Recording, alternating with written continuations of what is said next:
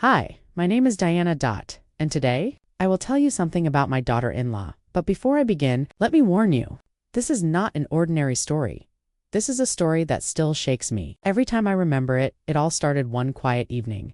The house was silent. Too silent, I was sitting in the living room when I heard footsteps upstairs, slow, heavy, uneasy, but my daughter-in-law was supposed to be outside. Far away at work, my heart began to race.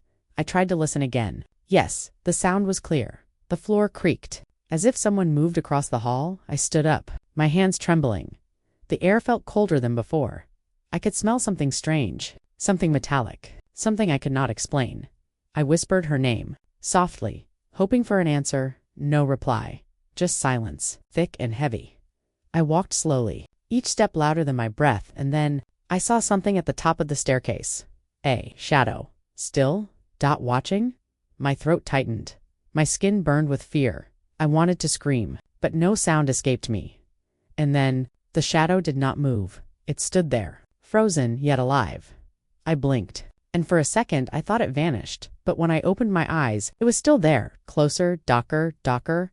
I could feel its gaze drilling into me. My chest tightened. Each breath felt sharp like broken glass. I forced myself to step up. One stare, then another.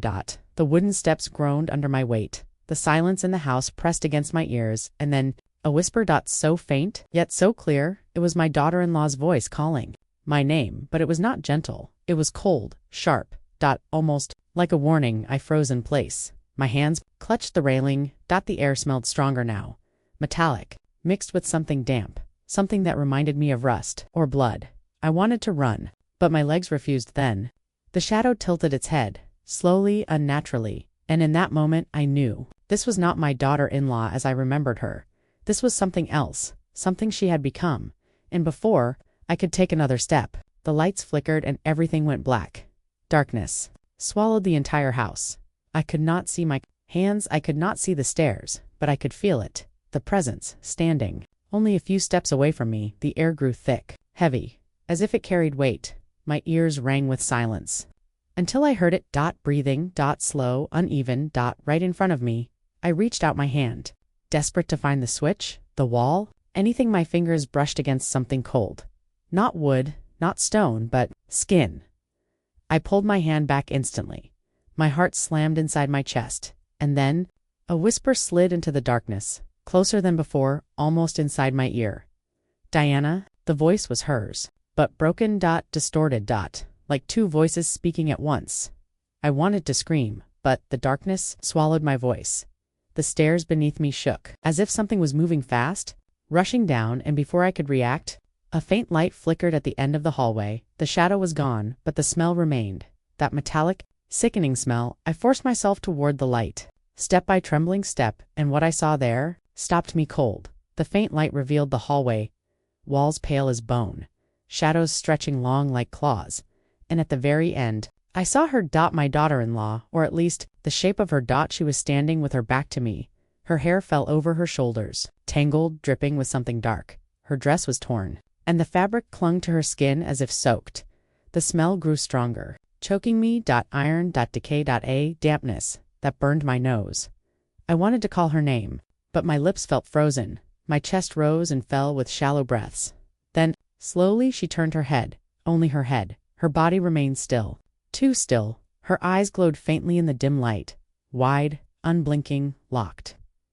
On me, her lips curved into something between a smile and a snarl, and then she whispered, "You should not have come upstairs, Diana." My blood turned to ice. The floor creaked beneath my feet, but I did not move. She began to step closer. One step, another. The light behind her flickered, and shadows swallowed her shape. I could hear her, but I could not see her anymore, only the sound of bare feet, slapping against the wooden floor, moving toward me, and then the footsteps stopped.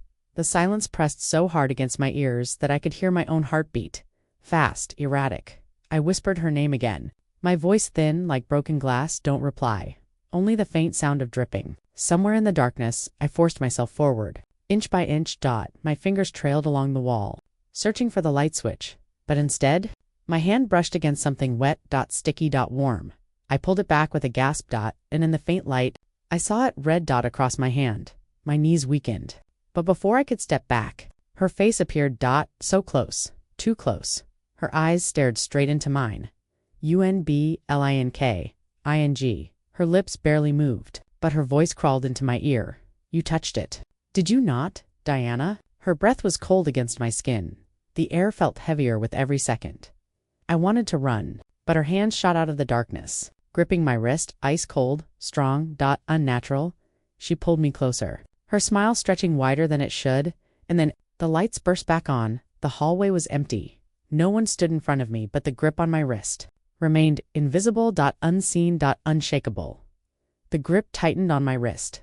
I screamed, but the sound died in my throat. I pulled with all my strength, yet my arm refused to move. It was as if the air itself had chained me. Then suddenly the pressure released. I staggered back, gasping, my hand trembling in the light. My wrist was marked a bruise shaped like fingers. I looked around the hallway, empty, silent, but I knew I was not alone. I rushed downstairs, my legs weak, my breath broken. The house looked normal again. Too normal. The smell was gone.